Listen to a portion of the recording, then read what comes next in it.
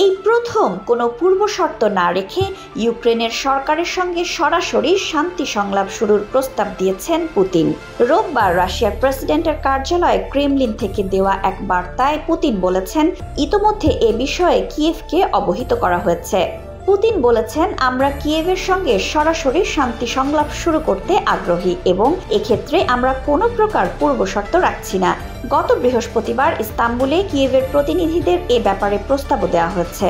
রাশিয়ার প্রেসিডেন্ট চান দুই দেশের প্রতিনিধিদের সম্ভাব্য সংলাপ তুরস্কে হোক। এই সংলাপ বিশেষ পর্যন্ত দুই দেশকে যুদ্ধবিরতির দিকে নিয়ে যাবে বলে আশা প্রকাশ করেছেন তিনি।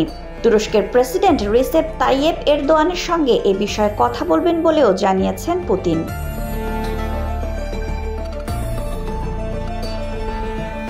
আমাদের প্রস্তাব টেবিলের ওপর আছে। এখন এটা ইউক্রেনের সরকার এবং তাদের পৃষ্ঠপোষকদের ওপর নির্ভর করছে, যারা সম্ভবত জনগণের স্বার্থের চেয়ে নিজেদের রাজনৈতিক উচ্চাকাঙ্ক্ষা দ্বারা চালিত হয়। মিনস্ক চুক্তির শর্ত মেনে কৃষ্ণ সাগরের উপদ্বীপ ক্রিমিয়াকে রুশ ভূখণ্ডের অংশ হিসেবে স্বীকৃতি প্রদান না করা এবং যুক্তরাষ্ট্রের নেতৃত্বাধীন সামরিক জোট ন্যাটোর সদস্যপদের জন্য ইউক্রেনের তদবিরকে ঘিরে কয়েক বছর টানাপোড়েন চলার পর 2022 সালের ফেব্রুয়ারির শেষ সপ্তাহে ইউক্রেনের সামরিক অভিযান শুরু করে রুশ বাহিনী। পুতিন নিজে এই অভিযানের নির্দেশ দিয়েছিলেন। তারপর 3 বছরেরও বেশি সময় ধরে যুদ্ধ চলছে রাশিয়া ইউক্রেনের মধ্যে। এই 3 বছরে ইউক্রেনের দোনেস্ক, লুহানস্ক, ঝাপোরিজিয়া ও খেরসন 4 প্রদেশের দখল নেয় রুশ বাহিনী। এই 4 প্রদেশের সম্মিলিত আয়তন ইউক্রেনের মোট ভূখণ্ডের 1/5। গত 3 বছরে একাধিকবার যুদ্ধবিরতির জন্য সংলাপ হয়েছে রুশ ও ইউক্রেনীয় প্রতিনিধিদের মধ্যে, তবে সেসব সফল হয়নি।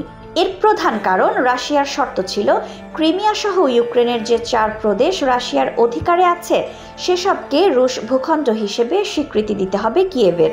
অন্যদিকে ইউক্রেনের শর্ত ছিল, মস্কো যদি ইউক্রেনের 4 প্রদেশের অধিকার ছেড়ে দেয় কেবল তাহলেই সংলাপ হতে পারে। এ নিয়ে মাসের পর মাস ধরে অচলাবস্থা চলেছে মস্কো ও কিয়েভের মধ্যে। আর এই সময়সীমায় দুই দেশের যুদ্ধে প্রাণ হারিয়েছেন হাজার হাজার সামরিক বেসামরিক।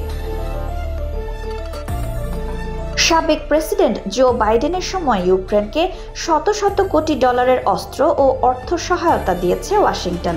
তবে 2024 সালের প্রেসিডেন্ট নির্বাচনে জয়ের পর যুক্তরাষ্ট্রের বর্তমান প্রেসিডেন্ট ডোনাল্ড ট্রাম্প বলেছিলেন, ক্ষমতা গ্রহণের পর রাশিয়া ইউক্রেন যুদ্ধের রক্তস্নান এর অবসান চান এবং এই যুদ্ধ থামানোকে অগ্রাধিকার দেবেন। তবে পুতিনের সাম্প্রতিক শান্তি সংলাপ প্রস্তাবের কোনো প্রতিক্রিয়া এখনও দেয়নি কিয়েভ।